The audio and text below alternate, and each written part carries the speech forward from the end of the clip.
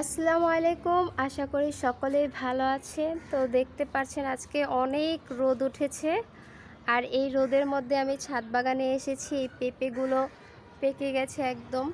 এই পেঁপেগুলো পাড়ার জন্য আজকে চলে আসলাম ছাদে, আর এখন আমি এই পেঁপেগুলো পারবো।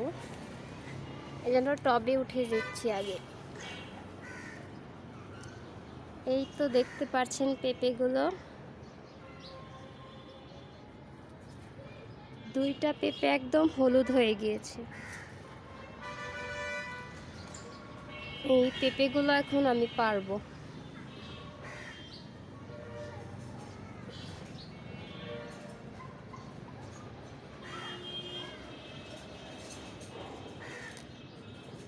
এই তো একটা পেঁপে আমি এখন পেরে নিয়েছি, আর এই যে পোকা একদম কামড়ে নষ্ট করে দিয়েছে উপর দিয়ে।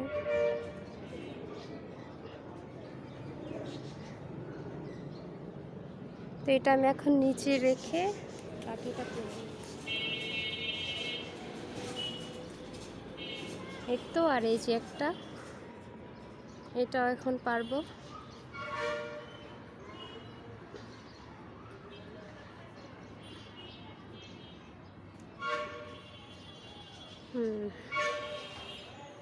তো এই যে এটাও এখন পেরে নিলাম।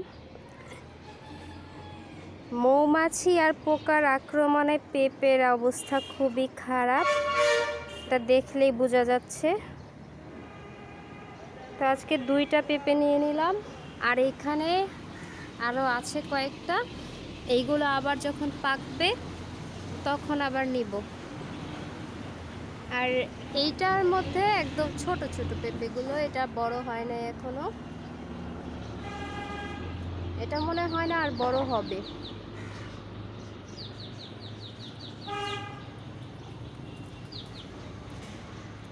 এই যে মরা ডালগুলো, পাতাগুলো, এগুলো সব পরিষ্কার করে দিতে হবে।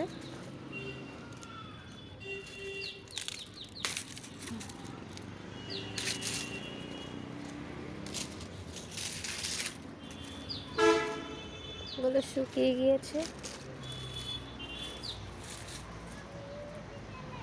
আর এই যে পিঁপড়া, এই পিঁপড়ার কারণে আমার ছাদের অবস্থা খুবই খারাপ। পিঁপড়া একদম গাছগুলো নষ্ট করে ফেলতেছে, সাথে সাথে ফলগুলো। আর এই যে সাদা সাদা পোকার আক্রমণ, ফলের মধ্যে সাদা সাদা পোকার আক্রমণ, গাছের মধ্যেও পোকার আক্রমণ।